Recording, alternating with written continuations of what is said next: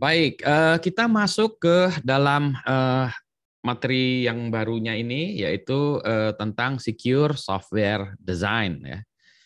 Minggu lalu tentang testing, loncat ya, tapi kita balik lagi. Jadi urutannya kita mulai dari requirement ya, requirement dari awal ini ya, dengan use case segala macam. Minggu lalu malah kita loncat testing ya, sekarang kita mundur lagi ke bagian design ya. Jadi desain ini runtutan atau fase yang kedua setelah kita punya sebuah requirement ya. Requirement ini merupakan kelanjutannya. Jadi naturalnya habis requirement dah desainnya. Baik. Nah, masalah desain ya, masalah desain yang kalau kita kaitkan dengan security itu biasanya desain kita terkait dengan business logic flaw ya. Kita belum bicara soal bugs karena memang kodenya belum ada ya. Kita baru membuat desain, maka kita bicara tentang business logic flaws ya. Jadi kita yang kita lihat flow-nya, masalahnya di flaws-nya. Nah, ini kalau di tahap awal memang kita pengen cepat-cepat memahami atau mendapatkan ini ya, mendapatkan kesalahan-kesalahan dari segi desainnya sebelum terjadi coding dan nanti sudah ditaruh di production. Karena bisa jadi 100 kali lebih mahal ya kalau udah jadi gitu. Jadi kalau kita lihat dari segi ininya ya, bahwa kita punya sebuah specification dan nantinya akan dikodingkan ya, tapi di tengah-tengahnya ini kita sekarang melakukan desain ya. Desain ini outputnya adalah sebuah arsitektur, blueprint gitu ya. Jadi kita lihat desainnya. Kayak orang arsitek ya, kalau kita mau mendesain rumah, bangunan segala macam, maka requirement dari user diterjemahkan menjadi desain. Desainnya itu nanti diberikan kepada developer. Ini saya maunya kayak gini, itu ada desainnya semua, sehingga si developer bisa langsung membuat gedungnya. Ini sama. Kalau kita punya sebuah desain, kita memberikan kepada coder atau developer ini, tolong buatkan aplikasinya seperti ini. Nah, si ngelihat itu dia desainnya, oke, kami kerjakan gitu ya. Mulai dari situ ya. Nah, kalau kita lihat ini kan tergantung ya, ini requirement itu bentuknya apa gitu ya. Maka desain pun sebetulnya kita komunikasikan lagi-lagi dengan klien ya, dengan orangnya. Maka bentuknya juga menyesuaikan dengan yang lazim digunakan oleh si klien. Dan ini kita juga nggak boleh buat sendiri ya, standar sendiri, karena nanti jadi bingung ya. Ini kan kita akan menjembatani keinginan dari si klien ya, yang bentuknya requirement itu kemudian menjadi suatu blueprint yang nanti harus dimengerti juga oleh si developernya. Jadi ini kita menggunakan bahasa yang dimengerti oleh dua belah pihak. Sehingga nantinya ini bisa diimplementasikan. Kalau misalnya requirement-nya gini, nah bentuknya flowchart, oke nggak? Bentuknya flowchart, oke, dipahami oleh kedua pihak. Oh ya maksudnya memang betul begitu. Oh ya Pak, kami bisa mengimplementasikannya. Flowchart it is ya. Atau mau pakai DFD, UML gitu ya. Jadi ini dia pokoknya ngikutin dari requirement-nya.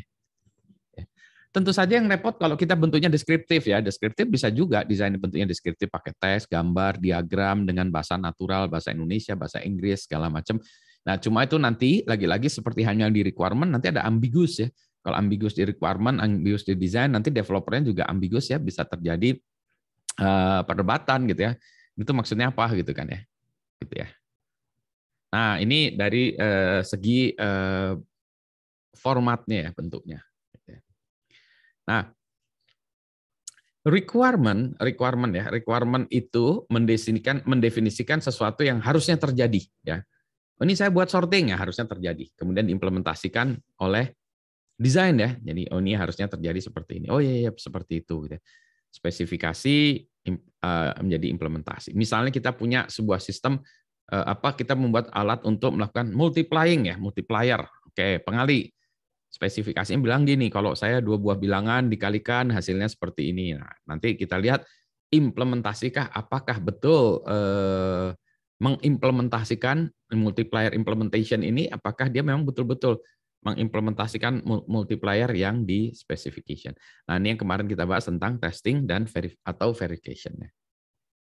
Nah, kalau kita bicara tentang desain kan, desain itu mendefinisikan sesuatu tadi kalau kita bilang ya, sesuatu yang harusnya terjadi ya, yang sesuatu yang harus terjadi. Saya kasih ini aja ya, yang harusnya terjadi. Saya boldkan ya di sini. Sesuatu yang harusnya terjadi. Saya bold.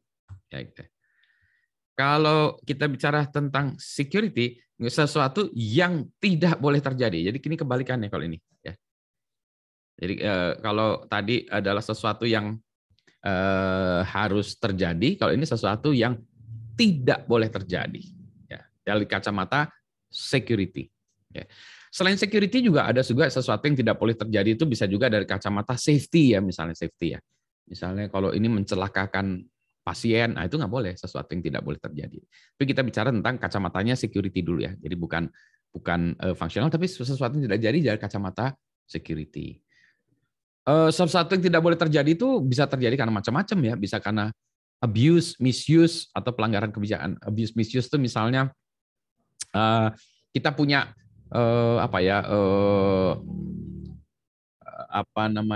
image ya, image, kemudian kita buka Microsoft Word, kita buka image-nya, kemudian kita save as gitu. Jadi file Microsoft Word kita gunakan sebagai file manager gitu kan ya. Ya ini sebenarnya salah penggunaannya gitu kan ya. Jadi ini salah penggunaan, itu kan tidak didesain untuk itu gitu ya. Kalaupun itu bisa, memang itu bukan penggunaannya gitu. Jadi itu misuse ya. Jadi itu sesuatu yang tidak boleh terjadi karena user melanggar ininya ya, aturannya gitu. Nah, cuma gimana kita menyikapinya ya? Nanti si developer harus menyikapinya bahwa kalau itu terjadi ya pelanggaran-pelanggaran misuse, abuse itu sistem tidak gagal secara serta-merta dan gagalnya jangan sampai menjadikan sesuatu menjadi insecure gitu ya. Misalnya gagal terus tiba-tiba dapat root prompt, admin prompt atau apa, nah gagal malah jadi ke admin gitu ya, supaya di manage. Wah itu nggak boleh tuh ya gitu. Nah bentuk dari desainnya kalau kita tanya tadi ya, kalau misalnya tadi kalau kita punya suatu requirement, kita punya bentuk desainnya apa? Nah, desainnya adalah sesuatu yang mengimplementasikan requirement tadi ya, misalnya multiplier, nah, dia harus bisa mengalihkan dua buah bilangan, kalau X-nya begini, Y-nya begini, output-nya seperti ini, gini-gini gitulah ya, itu ininya. Kalau security, desain security-nya gimana? Nah, berarti kan kita ada sesuatu yang tidak boleh terjadi gini-gini. Maka desainnya kita sebutnya adalah kendali atau control. Ada requirement, security requirement seperti itu, maka kita bilang, oh iya, desain kita kendalinya adalah berupa control. Kendali itu adalah output dari desain kita. Orang tidak boleh, nanti kita lihat, tidak boleh login dua kali. Gimana caranya? Ya, kita mendesainkan ini tidak boleh dua kali, itu caranya gini, tidak bolehnya. Nanti tinggal dikodingkan oleh coder. Ya. Jadi ini ya. Jadi kita bentuknya adalah kendali. Jadi nanti selalu ini kendalinya mana? Nah, itu desain kita bentuknya kendali. Contoh. Misalnya contoh nih ya. Requirement mengatakan bahwa pengguna tidak boleh login dari dua tempat yang berbeda ya, atau lebih dari satu tempat yang berbeda ya. Jadi parallel concurrent login tidak diperkenankan itu ya. Nah, berarti nanti kita harus dicek dulu ya, dari nanti dalam artian pengujiannya nanti harus dicek. Kalau ada orang login dari dua IP yang bersamaan, akibatnya gimana? Nah, ya. Ini nanti skenario-nya juga bisa nggak ini diotomatisasi ya, supaya bisa gitu kan. Kalau kita, wah saya mesin pengujinya cuma satu, nah gimana caranya? Berarti saya harus minta dua IP. Ini bagaimana caranya ya? Bisa diinikan secara manual kah? Otomatis kah ya? Itu pengujiannya seperti itu. Nanti kita yang kayak minggu lalu ya, bicara tentang pengujiannya. Gimana kita bisa membuktikan bahwa ini nantinya sudah diimplementasikan oleh si developer? Nah, caranya gimana? Nah, tadi kan ada requirement tidak boleh login. Caranya gimana? Nanti developer mengimplementasikan.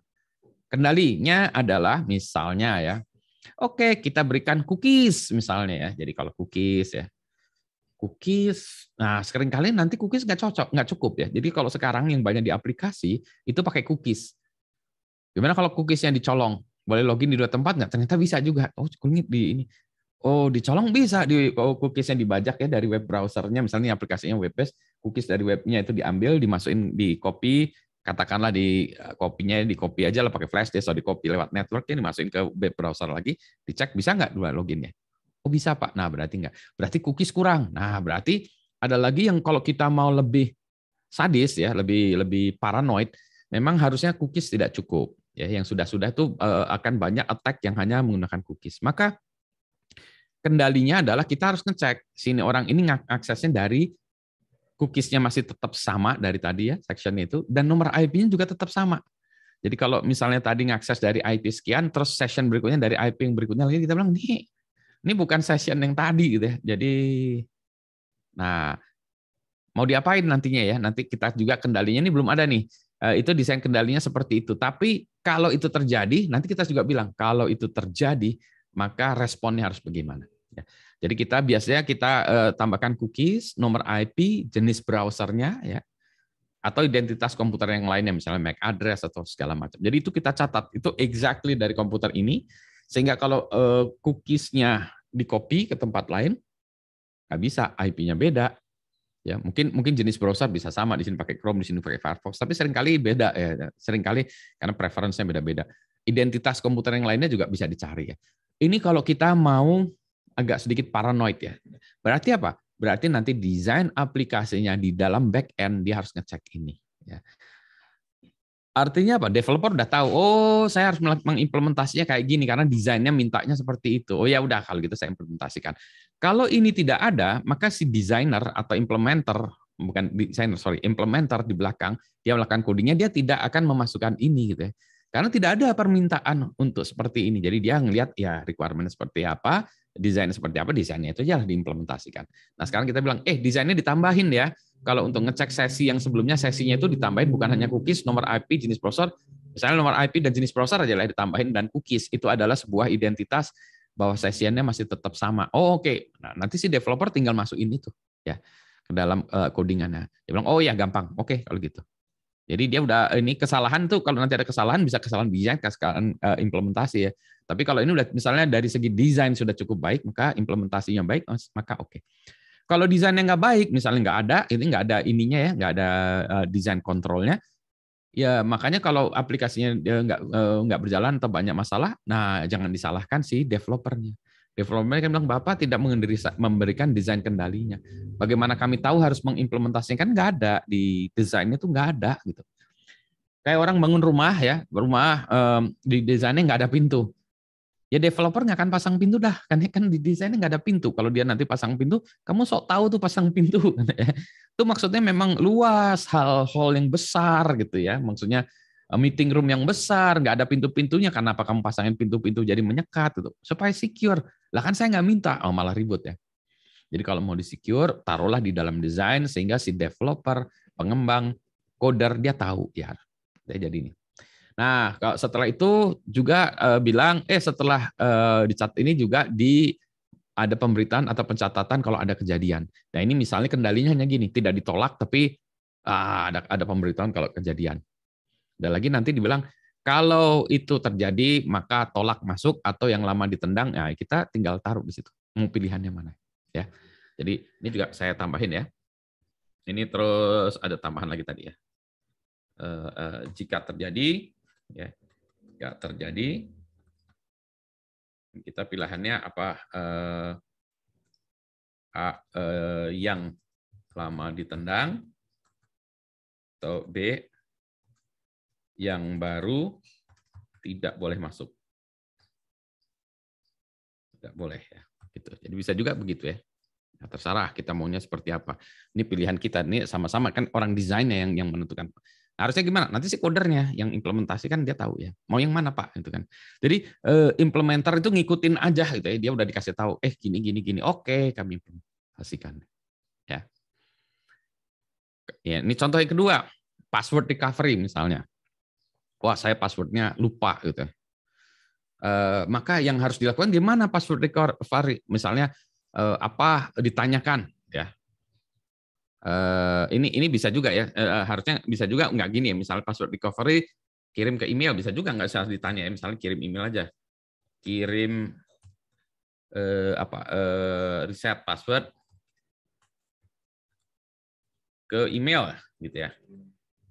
Misalnya ini aja lah, kita katakan kirim ke email, ya sudah itu aja. Oke, berarti kalau reset password kirim ke email ya, kirim link reset password ya. Ini misalnya ya, itu requirement-nya gitu aja gitu ya. Atau selain itu kalau mau recover ya, misalnya recovery reset password, maka jangan recovery ini reset password ya. Recovery atau reset password ya, reset password. Ya. Nah, ini di nggak hanya sekedar kirim email, tapi ditanyain dulu, misalnya warna favoritnya apa, ya, nama binatang peliharaannya apa. Nah ini tentu saja ini ada pro dan kontranya ya. Jawabannya ya, misalnya jawaban jumlahnya, misal warna kan ada batasnya juga, meskipun warna kan banyak ya. Tapi orang yang sederhana kan merah, kuning, hijau, gitu, biru, hitam, putih, gitu yang jenisnya. Ya ditebak dulu dengan itu, gitu ya. Kalau binatang peliharaan kayak pets gitu ya. Nah dulu ini ada juga nih Paris Hilton di reset passwordnya. Ditanya nama petsnya, ya udah banyak orang yang tahu, tinggal cari aja di internet ya. Nama pet Paris Hilton gitu. Ini kejadian waktu itu. Kasih tahu namanya, ya udah dia reset aja gitu.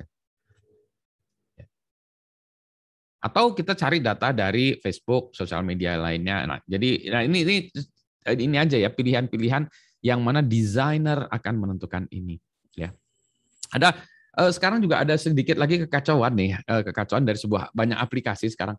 Aplikasi itu misalnya saya daftar aplikasi kemarin tuh, daftar sebuah aplikasi gitu ya, ditanya mau user ID apa, ditanya aplikasinya apa, nomor handphonenya berapa, terus ditanya emailnya apa, isi masukin alamat email dah gitu, langsung aja akun yang dibuat. Hah? Jadi alamat emailnya nggak diverifikasi. Saya bisa kirim pakai alamat email Anda gitu ya, atau Anda bisa ini dengan ini pokoknya saya bisa kirim dengan alamat email Anda sehingga apa-apa Anda yang dapat emailnya gitu kan ya. Kan jadi repot ya. Jadi harusnya begitu sebelum account di create gitu, sebelum account dibuat itu harus diaktifkan dulu emailnya untuk memastikan bahwa email itu memang email yang bersangkutan, nomor handphone yang bersangkutan. Jadi sekarang banyak aplikasi yang implementasinya salah. Nah itu harus ini juga ya, bagaimana kita melakukan validasi dari email ya, itu juga harus diberikan. Gimana desainnya? Nah ini harus dijelaskan juga ya. Ini contoh 2. Nah, gimana mendeskripsikannya sama dengan metode untuk mendeskripsikan desain. Ini tadi saya bercerita. Sampai di sini pertanyaan dulu. Silakan kalau ada pertanyaan ya sebelum kita nanti tentang tadi yang awal-awal. Belum ada ya? Oke. Nanti kalau ada langsung angkat tangan aja ya, angkat tangan atau langsung ke chat ya. Oke ya, belum ada ya. Baik. Nah, sekarang kita bicara tentang consideration dalam melakukan desainnya. Jadi software security design consideration ya. Consideration itu ada macam-macam nih. Misalnya yang paling gampang, kita kan bicara kalau security itu kan CIA ya, yang sebelah kiri nih, confidentiality, integrity, availability. Berarti kita lihat susun dari sininya. Misalnya confidentiality design menggunakan kriptografi misalnya untuk mengirimkan data yang sensitif, contohnya nanti email harus password harus dalam bentuk encrypted, atau data harus dikirim melalui network yang aman, misalnya harus menggunakan HTTPS atau SSL atau apalah ya. Jadi kita deskripsikan desain kita di situ untuk aspek confidentiality. Misalnya integrity dalam desain, misalnya semua data yang dikirimkan, yang biasanya transaction ditambahkan checksum dengan menggunakan hash function ya. Biasanya kita menggunakan hash function ya. Kalau integrity itu ada some kind of hash functional lah. Gitu ya. Kalau availability gimana? Nah, berarti kita bisa bicara tentang data replication, redundancy database atau apa ya. Ini tentu saja lagi-lagi desain konsiderasi kita memikirkan ini. Nanti juga kriptografi harus dipikirkan juga. Ini kriptografi kalau untuk yang private key crypto system apa, public key crypto system pakai apa, gitu, dan seterusnya. Yang utama itu yang 3 di sebelah kiri gitu ya. Ya jadi ini memang ini biasanya bukan paling gampang ya. Ini harus ada ya. Harus ada kita adakan gitu ya. Tapi ini juga sama ya, ini dengan seperti yang sebelum-sebelumnya, ini juga belum ada checklist ya. Selain CIA-nya ini harus ada CIA, tapi dalam C-nya apa? Belum ada checklist ya. Jadi kita pengen menambah-nambahkan ya, kita kumpulkan best practice untuk desain yang terkait dengan confidentiality itu apa. Nah, yang sebelah kanan ini kalau kita bicara aspek lain ya, aspek security lain, misalnya tentang authentication, authorization, access control, segala macam, auditing gitu ya. Sebagai contoh untuk authentication, misalnya dipersyaratkan menggunakan single sign-on, misalnya jadi aplikasinya harus menggunakan single sign-on, apakah itu LDAP ataukah single sign-on sendiri, protokol sendiri, Kerberos atau apalah gitu ya. Pokoknya misalnya dipersyaratkan gini, itu bisa juga ya. Jadi oke, nanti lagi-lagi supaya si developernya paham, oh ya ini kita akan menggunakan LDAP misalnya untuk authentication. Nah kemudian nanti authorization-nya juga nanti ada juga ya, misalnya authorization-nya aplikasi ini ada berapa roles. Nah malah kita bilang oh oke, roles ada roles admin, roles user, roles approval, roles tata usaha, roles students, roles apa ya kita bisakan ini. Nanti kita lihat ini lebih detail ya, tapi ini juga bisa kita tambahkan. Jadi kalau dari kacamata security yang sebelah kiri yang wajib, yang sebelah kanan ini nanti kita tambahkan. Auditing, logging, ya, misalnya di situ juga kita desainkan apa yang harus dicatat ya dari kacamata security tentunya, bukan dari kacamata fungsional.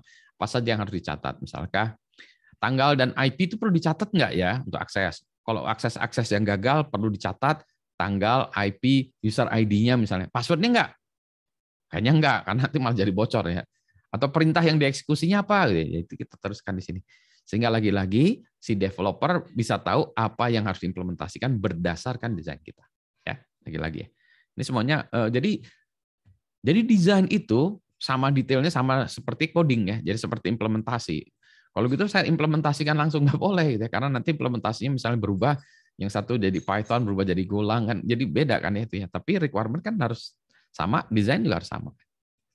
Jadi masih agnostik ya. Nah, mari kita lihat lebih detailnya lagi. Nah, lebih detail lagi tentang prinsip-prinsip secure design. Jadi secure design itu ada prinsip-prinsip yang bisa kita gunakan. Ini seolah kita bilang ini teorinya ya, nanti implementasinya tergantung dari kondisi yang ada di lapangan, detailnya seperti apa. Ya.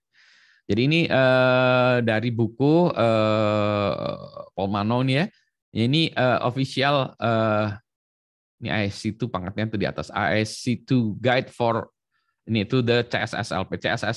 CSSLP itu adalah sertifikasi untuk software security ya. Jadi kalau Anda pengen punya sertifikasi software security maka Anda ambilnya CSSLP ya. Ini dari buku itu saya ambil ya. Mari kita bahas satu-satu. Mungkin nggak semuanya kita bahas. Nanti kita lihat ya sampai semuanya atau enggak. Yang pertama least privilege. Dalam mendesain saya minum sedikit dulu. Nah, kalau kita mendesain sebuah aplikasi desain ya, gunakan access right privilege seminimal mungkin. Jadi kalau dia tidak harus jadi root, tidak harus jadi admin, jangan gitu ya. Nah, biasanya ini nanti dikaitkan itu bukan langsung dari softwarenya, tapi dengan konfigurasinya. Ya. Jadi nanti dengan konfigurasinya, misalnya kita itu bagian dari konfigurasi dari aplikasi ini. Misalnya aplikasinya ini nanti akan dijalankan di belakang layar ya, misalnya jadi daemon atau apa gitu ya. Jadi kita bilang daemonnya ini jalankan kalau bisa jangan root, tapi dari user tertentu. Artinya nanti dari segi aplikasi kita akan membuat dia tidak harus menulis ke satu directory yang hanya writable bagi admin atau apa ya. Jadi kita selalu berusaha seminimal mungkin ya, jangan sampai dia membutuhkan access rights yang terlalu hebat ya dari segi aplikasi kita. Desainnya didesainkan kita itu kan ya. Nah, inilah biasanya kita membuatnya menjadi modular ya programmingnya. Ini kalau nanti ada bagian yang terpaksa harus punya access rights yang tinggi, misalnya satu saat kita harus bisa menuliskan atau mendeliver satu teks ini ke dalam mailbox-nya user misalnya. Mailbox-nya user kan nggak bisa diakses oleh si aplikasi ini. Misalnya aplikasi ini dijalankan dengan user ID app gitu ya, misalnya apps. Kemudian apps menulis di user mailbox-nya Budi kan nggak bisa. Dia harus minta tolong, tolong root ini tolong di deliver ke user ID Budi. Ya sudah. Ya jadi modular ya, untuk bagian yang itu dikirimkan ke bagian lain. Nah, ini yang dijalankan sebagai admin atau root gitu. Yang ini enggak gitu ya. Jadi modular bisa dipecah-pecah gitu. Nah, ini juga nanti list privilege juga nanti dalam implementasinya juga ya, nanti kita persyaratkan harusnya nanti dari kendalinya misalnya dia tidak harus menggunakan admin ya untuk database ya. SA misalnya di Microsoft SQL Server itu seringkali ada yang membutuhkan SA ya, membutuhkan si super usernya ya, super user untuk aplikasinya. Nggak boleh. Jadi kalau bisa database-nya kita create dulu dengan user ID yang biasa gitu ya. Kemudian nanti user ID biasanya ini yang punya database, table segala macam. Jadi dia kalau nanti mau direplicate kemana-mana gampang karena dia tidak harus pakai admin. Nah biasanya awal-awal ya developer itu karena paling gampang aja ya database-nya langsung dibuat pakai admin ya. Karena rights-nya kalau pakai admin kan bisa kemana-mana ya.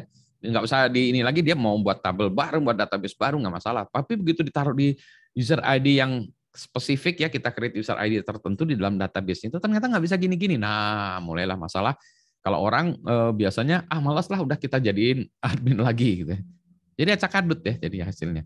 Jadi dari awal tidak boleh, dari awal itu tidak boleh menggunakan admin atau root dalam database ya. Harus dikelihatan secara tertentu. Contoh lagi, kalau kita bicara tentang web ya, apakah itu Apache, Nginx, segala macamnya, kalau dijalankan dia menggunakan user ID. Kalau dulu root, begitu Apache-nya bermasalah atau aplikasi bermasalah, karena dijalankan sebagai root, dia bisa kemana-mana, bisa ngapain aja. Nah, sekarang standarnya kalau kita menggunakan Apache, maka dia dijalankan dengan user ID www ya data, www data. Jadi usernya itu, jadi www data kan tidak punya rights untuk menulis file system segala macam, sehingga kalau ada masalah di Apache-nya, ada masalah di aplikasi kita, nggak kemana-mana, pasti hanya ke www data aja, gitu ya. Nah ini contoh yang berikutnya lagi nih, modular programming tadi ya, postfix itu dipecah dua ya.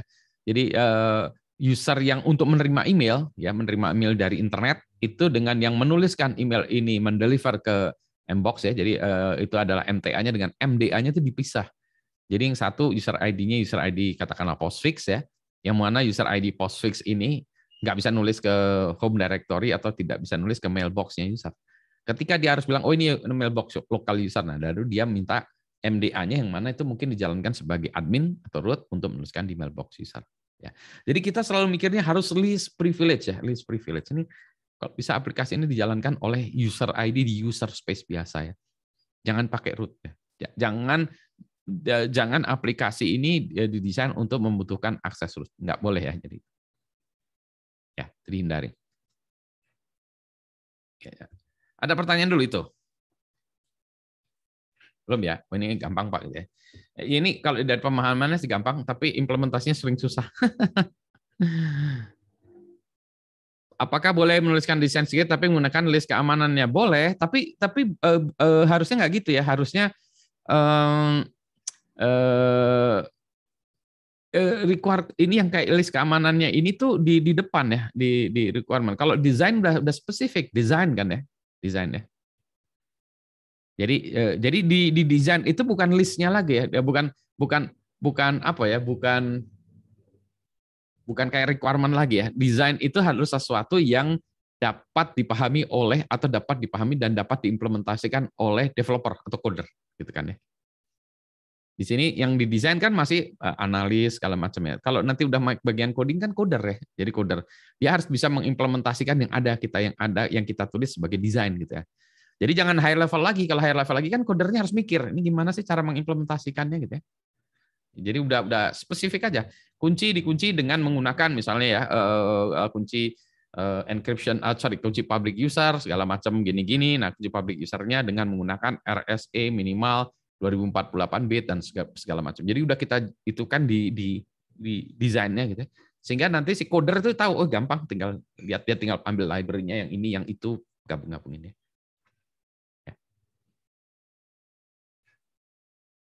Gitu ya. Jadi kalau bisa spesifik ya. Jadi jangan lagi kasihan coder kalau dia harus mikir kemana-mana dan nanti mungkin jadi malah salah ya malah karena di dalam yang ada di dalam coder itu beda dengan yang di designer misalnya, gitu ya. Izin Pak. Ya. Jadi kalau misalnya di implementasinya itu kan kebanyakan yang ingin pengadaan, maksudnya kalau misal di pemerintah gitu ya, ingin pengadaan aplikasi gitu kan dia nggak tahu apa security requirement atau bahkan desain gitu. Jadi biasanya kan dia limpahkan juga ke developernya gitu. Nah itu lebih kayak pihak ketiga lagi yang beda dengan codernya atau emang dia harus belajar gitu? Ya, biasanya memang kalau dari segi pengadaan segala macam kan user itu memang di depan ya, dia di requirement gitu ya. Nah, sekarang di dalam implementernya, si implementer kita bagi dua, ada designer dan ada codernya gitu. Nah, konvensional software pun demikian kan ya, sebetulnya kan yang kita sebut developer itu ada dua sebetulnya dua sisi. Di dalamnya ada yang analisnya dulu ya, yang satu lagi di implementornya tuh di developer. Sering di depannya ada analisnya nih dulu ya. Nah, analisnya ini itu bagian dari developer bisa, bagian dari codernya bisa, atau dia satu paket. Nah, biasanya memang harusnya secara ini dipisah ya. Ini dipisah, ini dipisah. Jadi ada 3 pihak ya. Yang usernya yang pengen ya, ini aplikasinya kayak apa, softwarenya kayak apa, desainernya tuh arsiteknya yang desain, oh ini gini gini gini, codernya yang melakukan implementasi. Jadi ada 3 pihak gitu. Nah, ketika si user ini kan user nggak tahu apa-apa. Ketika dia membuat aplikasi gimana caranya? Maka dia biasanya konsultasi dulu dengan si desainernya ini. Jadi sebetulnya kalau mau ini ada ini dulu, desain dulu ya. Ada kayak pengadaan desain dulu, terus nanti pengadaan implementasi yang benar gitu harusnya. Kalau secara engineering ya, tapi sekarang jadi satu gitu. Itu kan kayak misalnya kalau ada orang mau buat bangunan aja, pengadaan bangunan juga ya, pengadaan bangunan kan dia bisa misalnya gini, saya mau buat kantor untuk ini. Kantornya berapa orang? 300 orang misalnya. Karyawannya 300 orang. Nah kan dia nggak akan langsung, si usernya nggak akan langsung, saya mau kantor 300 orang. Karena itu nanti jadi bisa beda-beda ininya. Karena implementasi arsiteknya beda, ini beda, constraint-nya beda. Ini bisa boleh nggak 7 lantai ke atas, atau ke bawah, atau ke samping, atau apa kan gitu ya. Nah biasanya kan si yang punya pekerjaan ini dia akan consulting dulu dengan desainer dulu kan ya, bukan langsung tukang temboknya kan, dia langsung ke arsitek dulu. Kalau kayak gini desainnya gimana? Oh biasanya itu kayaknya modelnya ngikut yang itu Pak, gedung yang kayak itu gitu-gitu, itu requirement-nya kayak gini gitu. Jadi gitu-gitu ya. Nanti si yang user ini biasanya dibantu oleh si desainer ini untuk membuat KAK-nya lah kira-kira gitu ya. Oh ini buatnya kayak gini. Nah, tapi kalau pekerjaan itu kan dia sudah spesifik tadi ya, udah mau desainnya yang kayak gitu kan. Tapi kalau kita punya sebuah requirement kan nggak harus itu desainnya. Jadi masih harus diberikan kesempatan untuk berbagai implementasi yang memungkinkan selama dia sesuai dengan requirement-nya usernya, gitu kan ya. Tapi kalau dilepas gitu aja juga nanti kan jadi kacau ya, karena nanti ada yang implementasinya ngacak adut, ada yang implementasinya benar. Maka biasanya requirement-nya ini juga udah harus ada spesifiknya juga. Saya pengen ini 4 lantai misalnya, 4 lantai atau 5 lantai, 7 lantai, luasnya tanahnya maksimum sekian, ketinggiannya maksimum sekian, jumlah tempat parkirnya untuk kapasitas bisa 300 orang, kemungkinan 3/4-nya menggunakan motor misalnya gitu ya, dan seterusnya. Dengan requirement-nya lagi minimal disediakan toilet untuk berapa ya, ini kan dibagi-bagi misalnya 300 orang, ya nggak mungkin toiletnya satu kan ya, jadi bagi-bagi penempatannya ada kemungkinan dengan tempat yang berbeda atau begitu-gitulah ya. Nah, itu kan sudah lebih detail kan ya. Nah, itu biasanya minta bantuan juga kan ke desainer. Maka kalau yang benar kita inikan dulu desainnya dulu, arsitekturnya dulu. Jadi ada pengadaan arsitekturnya dulu, desainnya dulu. Ya. Nanti kalau udah ada desainnya, tinggal desain itu dikodingkan. Dikodingkan. Kalau udah ada desain dikodingkan lebih gampang. Tapi desain tadi ya, udah desain segala macam, test case-nya juga udah didesain ini gini gitu. Udah. Jadi tinggal satu lagi implementasi, udah tinggal kode. Terus sama kalau kita udah ada blueprint ya, bangun rumah kan udah ada itu ya, arsitektural blueprint, nanti kan udah bisa ditebak gitu. Oh ini luasnya sekian, tingginya sekian. Oh biasanya kalau 1 meter persegi, kalau 1 lantai itu harganya sekian, lamanya sekian. Kalau 2 lantai itu si developer kan udah bisa memperkirakan, oh ini proyek ini selesainya 5,5 bulan gitu ya. Biayanya sekian gini, karena dia udah lihat dari blueprintnya bisa ini. Sama ya, coder juga nanti si implementer ngelihat desainnya, oh desainnya kayak gini ya, arsitekturnya kayak gini, nanti bagian-bagian ini kayak gini, framework yang akan digunakan, bahkan kalau mungkin framework yang digunakan pilihannya misalnya ada 3 ini, terus apalagi ya ininya kayak gini, dia bisa memprediksi, oh dia butuh UI UX-nya sekian, back end-nya ini, front end ini, dia bisa ngitung sehingga lebih cepat lagi ya. Dan lebih terprediksi implementasi. Jadi desain dan implementasi itu sama beratnya. Kalau orang sekarang dianggapnya langsung ada requirement implementasi ya. Desain itu butuh waktu yang sama dengan implementasi. Karena yang mikir tuh desain dulu ya. Gitu ya. Ada lagi. Bahkan di sisi lain ada yang mengatakan desainer tuh lebih lama dan lebih mahal. Jadi lebih baik 2 bulan desain, nanti implementasinya 1 bulan, daripada desainnya 2 minggu, implementasinya nanti jadi 7 bulan ya, karena nggak jelas gitu ya. Dan nanti ada salah, requirement-nya berubah, apa bukan berubah, dicek lagi beda dengan requirement-nya karena implementasinya tadi tidak langsung ngomong ke yang apa yang punya aplikasi. Ada lagi? Ya. Jika ada lagi silakan ditanya ya. Jadi ini aspek pertama ya, least privilege. Aspek kedua, nah separation of duty dari segi desain ya. Nah, jadi kalau ini dari fungsionalnya itu, maka kita separation of duty ini kita bisa juga misalkan secara roles nanti ya. Jadi fungsionalitas itu dipisahkan, kita pecah-pecah ya. Jadi kita buat modul ini gini ya. Nanti sehingga ini nanti bisa dieksekusi oleh orang yang beda roles-nya dengan beda gitu ya. Jadi nanti di sini juga terkait dengan roles ya. Saya teruskan dulu ya, terkait dengan roles ya. Terkait dengan roles ya. Ya. Nah, yang berikutnya lagi yang ini adalah defense in depth ya. Defense itu kalau orang bilang ini kayak onion ya, kayak bawang ya, berlayar-layar bawang dikupas luarnya, oh masih ada layer berikutnya ya, dibuat kayak gitu. Sehingga kalau ada layer satu yang compromise ya, nggak jadi total compromise ya. Kemudian ini juga karena kita tadi ya misalnya di depan kita kasih firewall di depan, terus nanti di belakangnya itu ada web server farm, dari web server nanti dikasih firewall lagi untuk akses ke misalnya application gateway dikasih batas lagi untuk ke database gitu ya, dikasih layer-layer gitu. Itu jadi ini kita pisah-pisah ya. Jadi ini itu. Nah ini juga bisa juga kita bedakan nanti zona security-nya beda. Kayak misalnya yang depan, wah ini depan ini terlalu berhubungan dengan pihak luar ya. Jadi ini oke lah. Itu kita anggap daerah yang ya apa zona rawan, zona ini ya, zona yang apa ya, yang inilah yang bukan DMZ ya. Jadi pokoknya itu zona yang inilah ya, yang banyak dengan serangan segala macam, masuk lagi berikutnya lagi ya. Nah, ini juga the defense in depth juga kita baru melihatnya juga bahwa kita pikirkan lagi ya lebih dalam lagi. Misalnya kalau ada input, kita harus melakukan input validasi. Tidak, jadi jangan langsung percaya kepada user ya, jangan langsung percaya kepada front end. Maka kita melakukan input validation. Kemudian juga kalau membuat query-query itu kita gunakan stored prosedur yang udah ada, tinggal kita call lagi. Jadi query-nya itu tidak kita build. Kalau kita build kan bisa diinjek sama macam-macam gitu ya. Jadi kita menggunakan stored prosedur yang baku yang orang lain nggak punya akses, tinggal kita call misalnya nambah user ya udah ya, nambah user namanya ini udah. Jadi kita nggak perlu nambah usernya ini, passwordnya ini home directory segala macam, jadi nggak ada kayak gitu-gitu ya. Semuanya udah di dalam, tinggal kita call, kasih satu parameter udah selesai ya.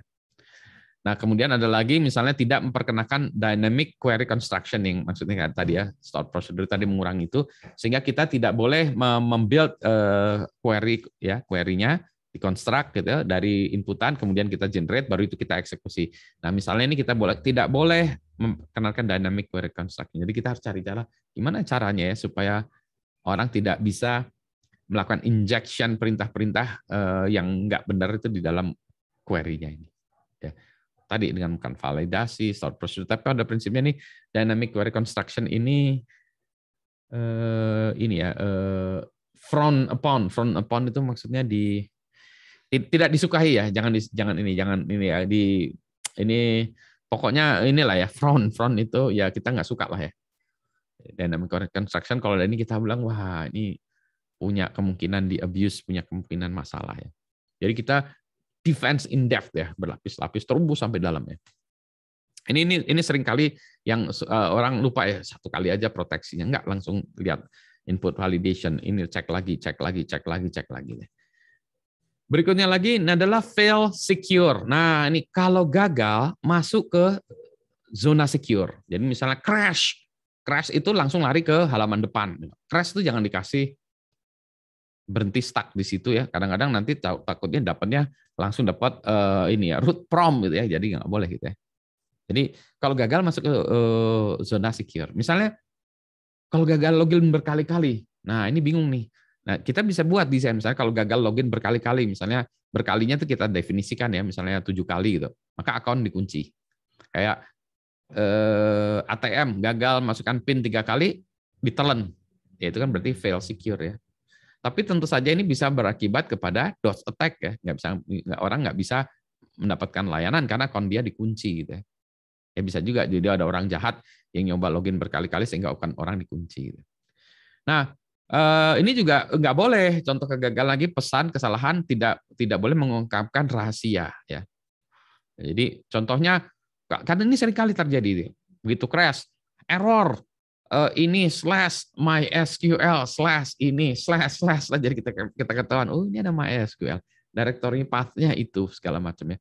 Itu bagus untuk developer untuk debugging ya, tapi itu tidak bagus kalau sudah untuk production. Jadi production tidak boleh ada error messages yang membuat kita menjadi insecure karena orang jadi tahu path-nya, jadi tahu IP-nya, internal server dan lain sebagainya. Nggak boleh. Cannot connect to IP sekian, wah ada IP-nya 19168 meskipun 19168 sekian gitu ya, nggak boleh tahu tuh orang-orang di luar gitu ya. Jadi inilah gitu. Makanya kalau kadang-kadang dibuatkan kalau di web itu ya ada halaman khusus yang namanya error gitu ya. Jadi kalau ada error larinya ke halaman khusus saja. Sorry kita ada error. Kalau Twitter dulu apa yang whale yang terbalik gitu ya atau apalah gitu ya. Panda kalau Flickr tuh bad panda. Nah, gitu. Jadi kita ini errornya apa nggak tahu si user itu tentu saja akan menebak-nebak masalahnya apa tapi cracker pun tidak tahu internal dari sistem ya. Jadi ini hati-hati untuk tidak menjadi denial of service ya. Ini harus panjang ini, tidak untuk menjadi denial of service karena ya kita tuliskan denial of service ya. Karena nanti tiba-tiba orang tadi di lock malah dia nggak bisa. Jadi ini bergantung juga kepada kebijakan kita. Silakan ada dua hal dulu ini ada yang mau ditanyakan antara ini tadi ya. Sorry, defense in depth dan fail secure. Adakah pertanyaan? Kedua hal itu. Yang fail secure ini yang susah ya. Jadi ini memang ini karakter kita itu kalau ini tuh harus defensif ya, defensif driving, defensif apa gitu. Contoh kalau di sistem yang menyangkut nyawa itu biasanya gitu. Kereta api aja, kereta api kalau dia signalingnya gagal, itu merah semua. Jadi kereta api itu berhenti. Set. Kalau misalnya ini signalingnya kejepit atau apa itu jadinya merah, bukan jadi hijau semua ya. Itu kayak lampu traffic light, begitu ada masalah maka semuanya merah. Nah, tapi jadi DOS attack kan semuanya nggak bisa jalan ya. Kalau kereta api juga gitu, lampunya merah sehingga nanti ada orang atau kepala stasiunnya atau apa yang jalan satu-satu ya dia menghubungi ini, menyatakan bahwa ini nggak apa-apa, ini boleh. Gitu. Jadi memang seperti itu bisa jalan, bisa naik kuda, bisa apa kalau dulu pakai lori ya, atau apa gitu. Jadi ini memang ada SOP-nya untuk mengatasi itu. Tapi dia fail secure. Jadi kalau gagal dia masuk ke zona aman meskipun menjadi annoying ya, menjadi menyebalkan tapi dia zonanya zona aman. Gitu ya. Jadi fail secure. Nah, ini jadi saya bahasnya dua-dua ya. Yang berikutnya ini agak sedikit agak susah menjelaskannya. Tapi gini, ya, economy of mechanism ya. Jadi gini, kalau kita mendesainkan keamanannya itu kompleks, ya kompleks desain kita, desain pengamanannya kompleks, desain softwarenya kompleks dan pengamanannya juga, maka ya the more likely there are vulnerabilities gitu ya. Fungsi dan pengamanan yang berlebihan yang tidak dibutuhkan harus dihindari ya. Ini yang nggak perlu jadi kita lihat ini nggak perlu delete, yang ini nggak perlu disable. Jadi kita sederhanakan semuanya ya. Jadi kita sederhanakan, kita simplify, zen ya. Kemudahan kita simplify semua ya. Jadi jangan dibuatnya jadi malah makin kompleks ya. Jadi kita nggak boleh pakai prinsip ya kalau bisa dipersulit, kenapa enggak gitu, nggak boleh ya. Harus disimplify, disederhanakan, dikurangi. Jadi ini kalau ini refactoring ya, ini nggak perlu keluarin. Di sini nggak perlu web server matiin, nggak perlu ini delete ya. Jadi sangat kecil ya. Jadi nggak kompleks ya, jadi malah sederhana. Oh cuma itu, ya udah. Kalau aplikasinya cuma untuk nyimpen foto, misalnya kayak Instagram, ya sudah nyimpen foto, jangan boleh nyimpen video misalnya. Ya misalnya requirement-nya gitu. Nggak boleh dia juga kirim email, kan cuma nyimpen foto, gitu kan ya. Udah itu aja. Itu aja ya. Do one thing, do it ya, the best ya. Do it fairly well ya. Nah, ini juga nanti dikaitkan ya dengan psychological acceptance. Ini nanti security dengan usability itu harus digabungkan. Misal password disarankan atau bahkan disarankan diwajibkan menggunakan 20 karakter. Itu akibatnya apa? Orang pasti ditulis passwordnya atau disimpan di mana. Nggak mungkin orang bisa ngangkap ya, nginget 20 karakter ya. Apalagi kalau passwordnya banyak ya. Nggak mungkin. Nah, itu berlebihan. Nah, sehingga dia dari kacamata usability itu akan dilanggar sehingga akan jadi masalah malah ya. Jadi masalah. Karena ada orang akan melanggar. Itu juga gini, misalnya jalan kita punya jalan di tengah-tengah itu ada lapangan bola katakan ya, lapangan bola atau lapangan lah gitu ya. Ini dari satu titik ujung misalnya lapangannya dari bentuknya utara selatan ya. Lapangan bentuknya seperti lapangan bola, tapi bukan lapangan bola. Orang kalau mau dari satu titik ke situ harus muterin lapangan. Akibatnya apa? Orang akan motong aja lapangannya, dipotong aja jalannya. Dia nggak akan ikut muterin itu. Karena apa? Karena ini kok kompleks ya gitu. Jadi orang akan menghindari kompleksitas itu, dia akan potong kompas ya. Dia akan potong kompas.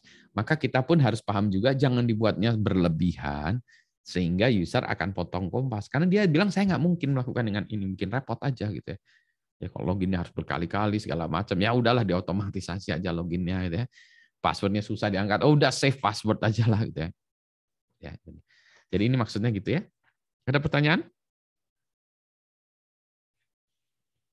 Nah untuk gini gimana? Maka kita harus melakukan refactoring kita lihat desain orang, oh dia menghindarinya dengan cara gitu lebih gampang gitu ya. Jadi kalau kita membuat sesuatu yang lebih mudah, lebih gampang, lebih sederhana itu secara security juga jauh lebih baik ya daripada yang kompleks ya. Jadi jangan kita membuatnya menjadi obscure ya, seolah-olah wah lebih secure, enggak juga ya. Ya. Nah, ini yang kita ini complete mediation. Nah, ini sangat spesifik ya. Access request, misalnya contoh ini access request harus diuji setiap saat. Ya. Ini sebagai contoh misalnya. Ini sering banyak aplikasi yang web based seperti gini. Misalnya kita di atas itu ya check in. Nah, misalnya ada fitur check in. User sama dengan Budi gitu ya. Segala macam, terus belakangnya ada lagi. Kalau gitu saya ganti aja nih si Budinya ini, saya ganti dengan Raharjo. Ternyata bisa dieksekusi tanpa dia harus login lagi dengan user ID karena tadi gitu ya. Nggak, karena tadi si aplikasi bilang pertama kali dia memang user tadi ya, di awal dia Budi login. Oke, Budi login. Dah. Di tengah jalan dia bilang, "Nah, cookie-nya sudah ada." Usernya diganti tengah jalan sama orang diganti sama jadi Raharjo, dia bilang, "Ini kan cookies-nya udah ada." Jadi ya terusin aja. Usernya jadi user ID Raharjo dengan cookies yang tadi gitu ya. Nah, ini sekarang ya ini menjadi masalah karena semuanya si back end menggantungkan kepada client side, cookie base, jadi caching dari kredensial segala macam ya. Itu di belakang itu nggak boleh ya. Sekarang karena dipisahkan antara front end dengan back end ya. Maka orang memikirkan bahwa itu semuanya udah dikerjakan di front end. Melakukan filtering, segala macam, verifikasi udah ditaruh di front end. Maka back end nggak ngecek lagi. Kan udah dimasukin di front end. Nggak, back end itu harus diuji lagi, menguji lagi input yang dari user. Contoh kasus yang mirip adalah tanggal ya. Misalnya user memasukkan tanggal. Wah, karena user masukin tanggal suka ngaco ya tanggalnya. Tanggal 75 bulan 25 tahun 2021 gitu misalnya.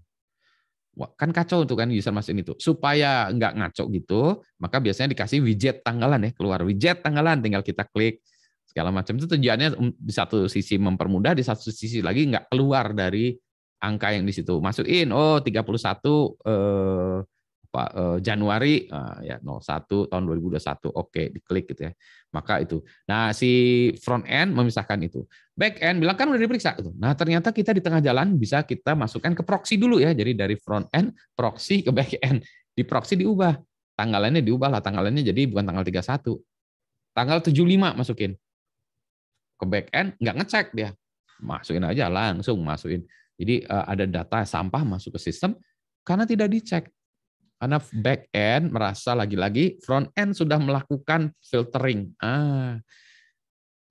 Kita harus pahami bahwa front end melakukan filtering itu tujuannya bukan untuk masalah memastikan tadi data atau benar itu apa ya, itu satu hal, tapi lebih utamanya kepada user experience ya. Karena kalau dulu nggak gitu. Dulu misalnya nggak ada fitur itu, jadi misalnya user masukin 75 tanggal 75 bulan 25 dan seterusnya dikirim ke back end. Backend kan ngecek ya, oh tanggal 75 nggak ada, bulan juga nggak ada, dibalikin lagi, tanggal 75 nggak ada, tolong masukin lagi tanggal. Nah jadi secara experience kan capek ya, user masukin, kirim backend, balikin lagi, ini kirim backend, oh iya saya salah typo, maksudnya tanggal 15 bukan 75 tadi kan gitu ya. Jadi itu menjadi nggak enak kan. Kalau ada front end, menjadi lebih enak. Jadi front end itu tujuannya melakukan filtering itu adalah sebagai user experience, UX-nya. Jadi dia membuat user experience menjadi naik. Bukan masalah security ya. Maka di back end itu harus functionality security itu harus dicek lagi ya, dicek lagi. Apa yang sudah dilakukan dengan front end tetap lagi harus dicek di back end. Jadi harus diuji setiap saat ya. Masukin lagi, dicek lagi. Oh ini cookies-nya itu tadi melekat kepada user ID yang itu. Nggak boleh lagi ya dilepaskan begitu aja. Ya jadi complete mediation itu ya. Dan sayangnya ini sekarang makin jelek dengan pemisahan front end dengan back end. Bukan makin bagus ya. Ini jadi kalau Anda mau ngecek, jadi kalau kita nih mau ngecek keamanan dari aplikasi, coba cek ini ya, bagian ini nih paling sering bobol karena software developer sekarang tidak, terutama yang back end ya, tidak ngecek ini lagi ya. Kita taruh aja lah proxy di tengah-tengah, ubah-ubah, cobain aja deh. Kita juga sampai kesel bahwa ini kok software kok pada jelek begini gitu ya. Tapi kalau ini jadi bancaan terus ya akhirnya. Silakan kalau ada pertanyaan.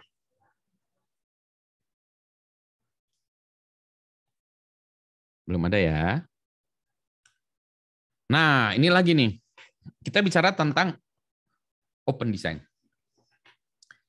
Pisahkan kerahasiaan dengan desain. Ini kadang-kadang orang mengatakan begini ya, oh kalau gitu saya sembunyikan gitu ya. Nah ini juga beda ya. Itu kekuatan ya, itu bukan kerahasiaan ya, tapi memang dari desainnya sendiri sudah kuat ya. Jadi pisahkan kerahasiaannya dengan desain. Jadi kita selalu ambil asumsi pihak penyerang attacker itu tahu desainnya. Kalau tahu desainnya kenapa? Ya tetap aja secure. Nah itu kita bukan. Jadi kerahasiaan itu bukan kerahasiaan desainnya, tapi kerahasiaannya dari keamanan. Contoh ya, kan kalau contoh di algoritma kriptografi itu kita pisahkan antara algoritma dengan kuncinya. Ya. Jadi algoritma apa? Algoritma pakai AES, pakai RSA, pakai ECC segala macam. Algoritma kita bisa bilang, oh ini RSA 4, kita pakai RSA kunci minimal 4096 misalnya gitu ya. Kita bisa bilang gitu ya. Dan semua orang pun bisa mereview itu, attacker pun bisa tahu. Tetapi kan kita kekuatan ininya tuh bukan itu desain sistemnya bagus dan rahasianya tuh di kuncinya, ya kuncinya gitu. Bukan kerahasiaan dari algoritmanya. Jadi kalau ada orang bilang, oh ini algoritmanya apa? Oh algoritmanya rahasia. Itu udah pasti tidak aman lah. Kita ambil asumsi Anda mendesain sesuatu yang security through obscurity. Bahwa itu disamarkan. Itu sesuatu hal yang kita anggap tingkat keamanannya paling rendah ya. Security itu by design, bukan disamarkan. Wah ini dibuatnya kompleks segala macam. Kompleks itu tadi seperti sebelumnya, bukan berarti secure bahwa sesuatu itu kompleks gitu ya. Ya jadi memang by design security ini. Jadi algoritma yang keren yang ada sekarang itu by design bagus ya. Jadi lagi-lagi nanti kita bicara pada bagian belakang, jangan buat algoritma sendiri deh, pakai yang udah di-approve sama orang-orang aja ya, yang udah bagus-bagus ya. Jadi tingkat kerahasiaan software misalnya bergantung pada desain, nah ini harus dihindari. Karena bocornya desain berdampak pada gagalnya keamanan. Nah nggak boleh gitu. Jadi memang kita juga tidak ingin menyebarkan desain kita kemana-mana, kita sebarin desain kami kayak gini juga enggak. itu tetap harus dirahasiakan.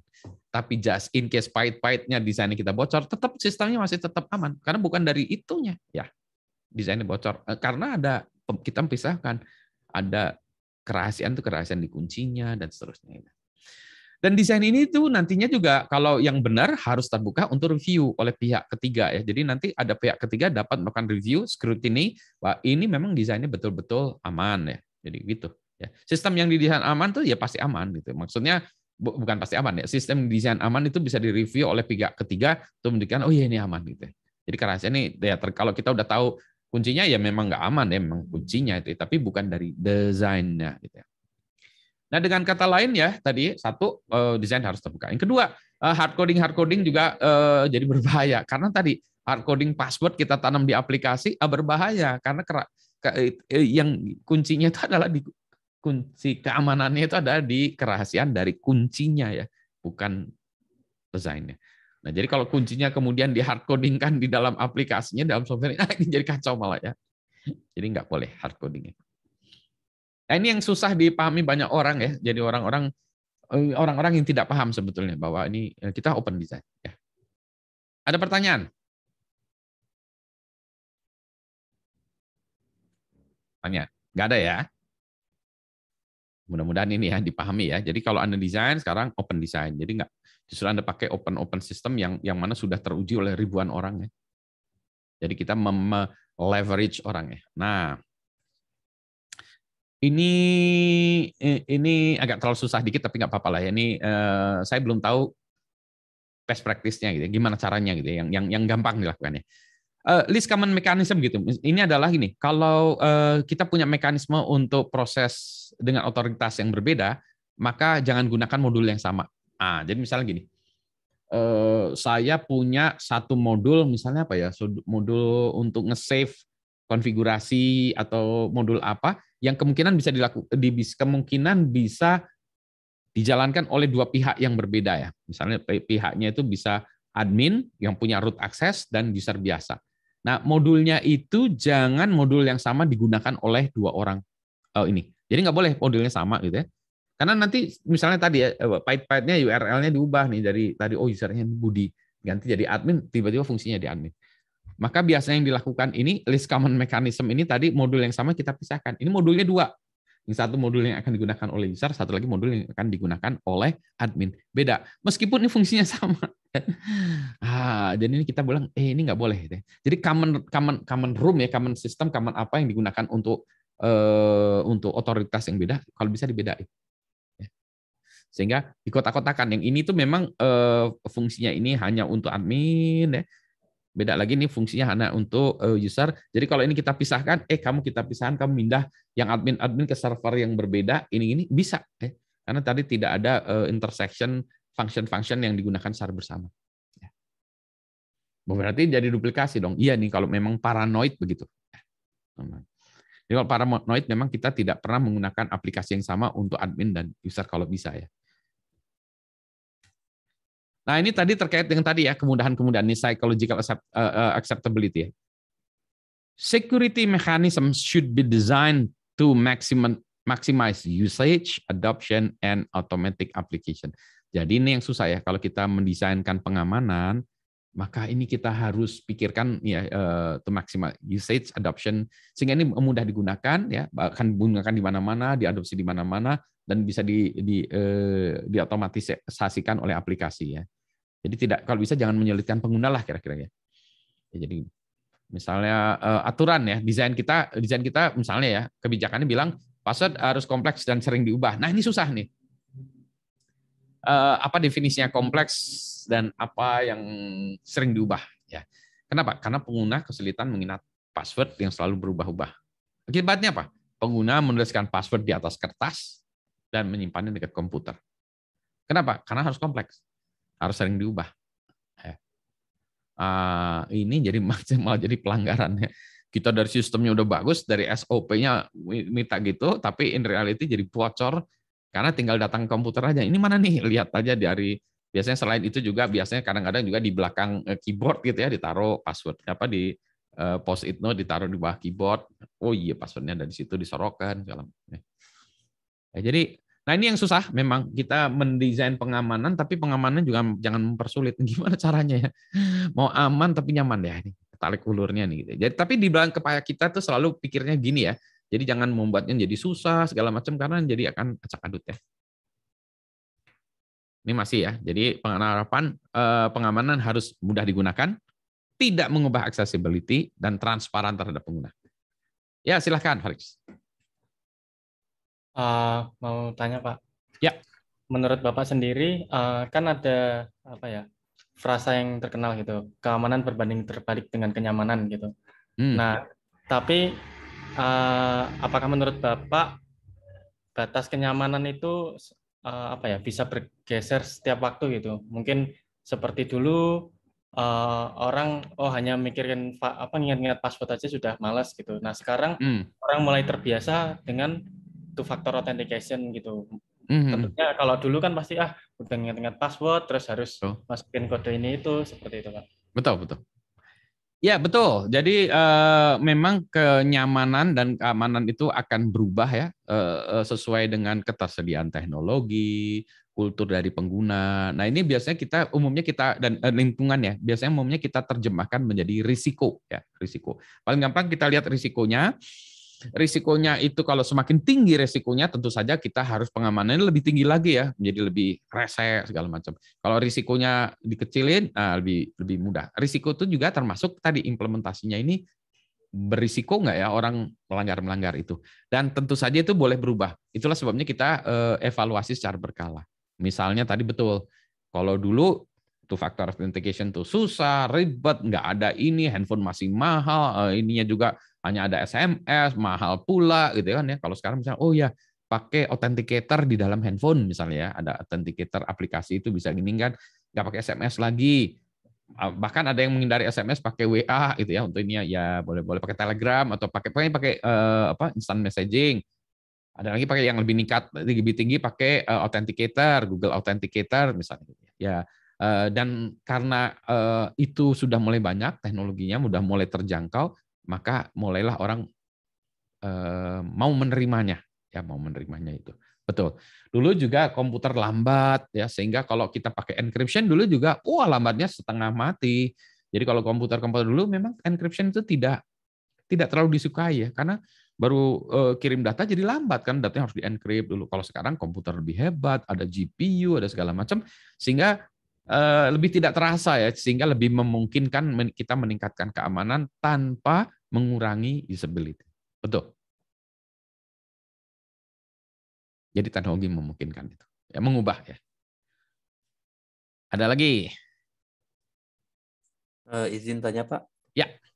Untuk psychological acceptability, contohnya seperti password tadi, kalau misalkan user itu diberi opsi pilihan gitu Pak, misalkan ada setting, misalkan enhance security gitu.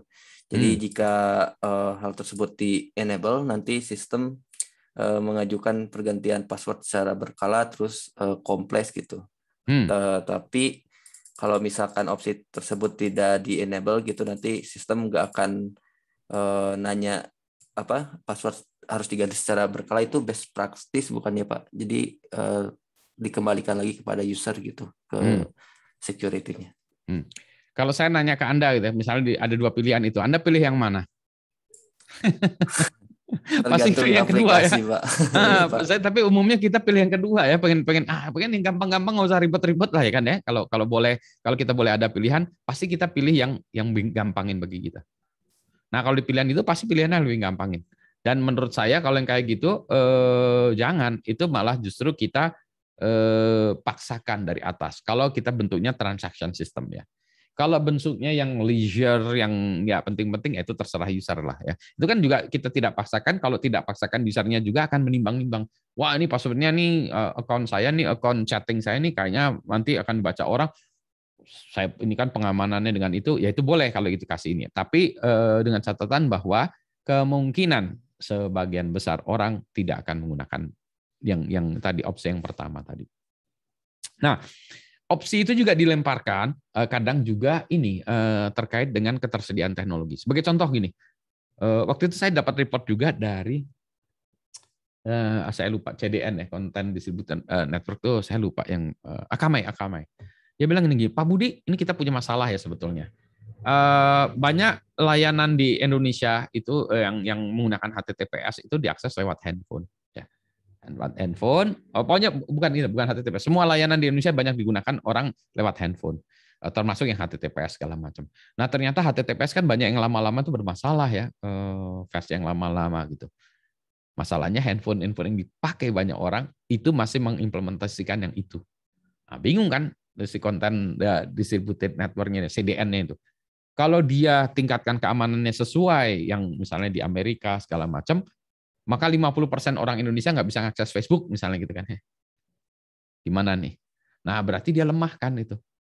Lemahkan karena ya ketersediaan teknologi di Indonesia itu sebagian besar masih menggunakan HP-HP yang lama gitu, sehingga itu tuh masih ada gitu security masalah di situ. Tapi kalau ini untuk bukan transaction system untuk yang kayak gitu-gitu ya sudahlah, risikonya direndahkan. Oke lah kita rendahkan. Ketika nanti si usernya ini sudah mulai bergeser semua ya, teknologinya sudah tersedia, harganya lebih murah, sudah user-usernya ganti handphone yang dulunya mungkin 3G langsung loncat ya, nggak lagi 4G, langsung dia loncat ke 5G karena harganya misalnya handphone 5G yang bukan bagus ya, yang ini 1,5 juta misalnya. Ngapain langsung ke 4G, langsung aja ke 5G loncat ya. Jadi dan ternyata orang meninggalkan itu, maka misalnya tinggal 10% atau 5% menggunakan teknologi yang lama, maka switch ya. Jadi kita tingkatkan lagi tingkat keamanan, kita naik kelas gitu ya. Jadi kalau dikasih itu adalah pilihan-pilihan tadi ya, pilihan-pilihan yang ya kalau memang kondisinya kayak tadi ya memang disediakan pilihan. Mau pakai teknologi yang lama tapi ya risikonya tanggung sendiri. Tapi kalau untuk transaction system yang ini ya sifatnya top down nggak boleh, harus dipaksa. Karena kalau nggak dipaksa pasti user akan milih yang paling rendah. Ada lagi, ini sama lagi dulu gini. Ini kartu, ini juga kartu ATM, kartu kredit ya, kartu kredit yang ada chip sama magnetic kartu kredit ya.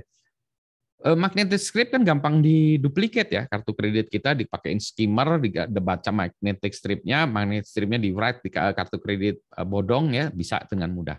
Maka di orang dipaksa pindah ke chip. Nah, ketika pindah ke chip, masih ada toko-toko, EDI atau bank-bank yang masih menggunakan yang lama. Nah, gimana nih caranya gitu kan ya?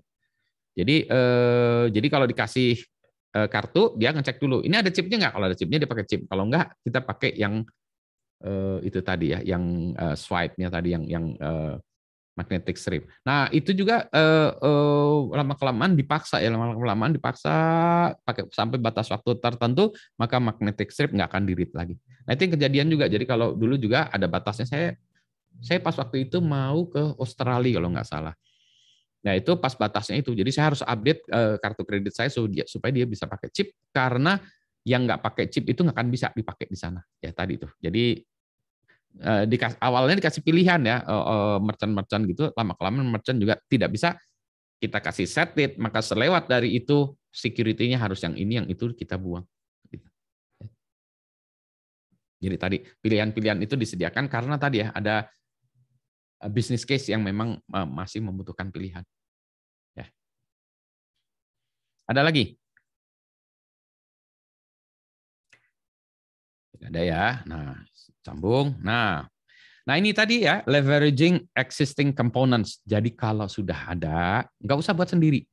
Algoritma kriptografi, nggak usah buat sendiri. Pakai aja yang udah ada. Jadi nggak usah ngarang-ngarang, Pak, kami pakai algoritma kriptografi ini ya. Pakai yang sudah ada. Kecuali instansi pemerintahan tertentu yang harus buat algoritma kriptografi sendiri yang sebetulnya mungkin stacking atau kombinasi atau modifikasi dari algoritma kriptografi yang sudah ada ya. Jadi ada faktor kerahasiaannya juga di atas yang itu, boleh lah itu ya. Tapi itu tidak lazim dan boleh jadi malah tidak nambah security-nya juga, malah kemungkinan jadi lebih rendah ya. Karena ditambahkan kompleksitas juga belum tentu nambah ini ya keamanan ya. Dikompleksin ya memang kalau keamanannya segitu, di Huawei tetap segitu atau malah turun ya. Jadi kalau kita sebagai itu ya desainer, maka kita masukkan di desain kita adalah gunakan algoritma kriptografi yang sudah terbukti aman, sehingga nanti developer tinggal pakai aja. Jadi kita bilang ke developer pakai ya yang ini, jangan pakai yang lain-lain gitu ya. Juga gunakan library yang sudah banyak digunakan saja. Karena kalau kita buat library sendiri, meskipun algoritma kriptografi yang sudah jelas, Karena kita harus ngetes lagi kan ya algoritma kriptografinya segala macam. Sementara yang sudah banyak digunakan, sudah banyak testingnya. Jadi kita kalau dari segi kacamata security sudahlah leveraging existing component saja ya.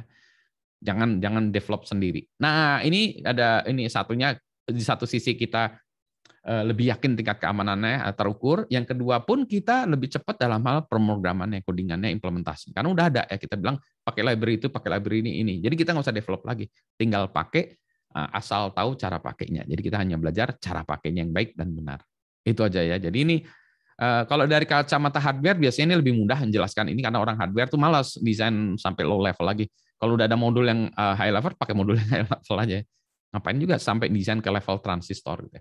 Nah, kalau software tuh karena orang mikir, wah ini gampang, saya buat modulnya sendiri aja. Iya, dia pikir gampang. Padahal buat modul itu kan butuh testing yang lama, mengembangkannya lama. Jadi yang dia pikir mungkin hanya setengah jam, ternyata jadi 2 minggu kan ya. Ya udah pakai yang ada aja. Ya, ini best practice demikian. Ada hal-hal lagi ya. Ini kalau kita bicara ini terakhir ya. Itu tadi yang dari buku itu. Kalau tadi ya, misalnya ini design consideration balik lagi tadi ya. Confidentiality design, kita misalnya tadi gunakan kriptografi, AES-nya adalah ini, panjang kuncinya ini, dan seterusnya. Kita bisa pakai itu ya. Nah, pemilihan kunci juga, nah ini pro dan kontra ya. Karena proteksi ini tergantung kepada panjangnya kunci. Tapi kalau panjang yang berlebihan, kalau kita bicara engineering, kita kan tidak ingin berlebihan ya, secukupnya. Nah, secukupnya itu apa? Ya, ada misalnya panjang kunci berapa? Nah, kita bisa lihat, misalnya ada ini, key length itu siapa sih namanya? Ada 2 orang peneliti lah yang dia hebat lah. Dia meneliti tentang algoritma dan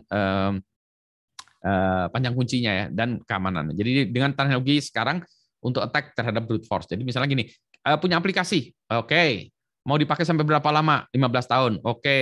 Nah, dia bilang disarankan ini kuncinya, disarankan algoritma ini kuncinya ini. Yang private key crypto system ini algoritmanya kuncinya ini. Untuk hash bagusnya ini. Jadi dia melihat itu dengan mengambil asumsi dalam waktu 15 tahun ini tingkat komputer makin hebat segala macam ya, memfaktorkan banyak hal sehingga ini dipertimbangkan ya. Jadi kita juga nggak berlebihan dalam hal memilih panjangnya kunci. Ya, jadi ini contoh praktikal aja lah ya. Jadi misalnya, jadi nanti akhirnya kita buat gini, standar yang kita gunakan adalah AES256, asymmetric RSA, itu juga harus tentukan jumlah bitnya. Hash pakai yang mana gitu. Ya. Sehingga nanti developer juga gampang karena ini udah dispesifikasikan. Ini, oh ya udah. Dia nggak mikir-mikir lagi, tinggal implementasi aja. Ya. Itu confidentiality, integrity juga sama gitu ya. Nanti ada macam-macam ya. Availability juga sama ya, menghindari DOS-nya gimana ya, dan ini juga nanti kita kait-kaitkan dengan performance ya. Jadi gitu ya. Itu tadi bagian dari yang awal-awal. Adakah pertanyaan? Ini kita desain udah cukup materinya.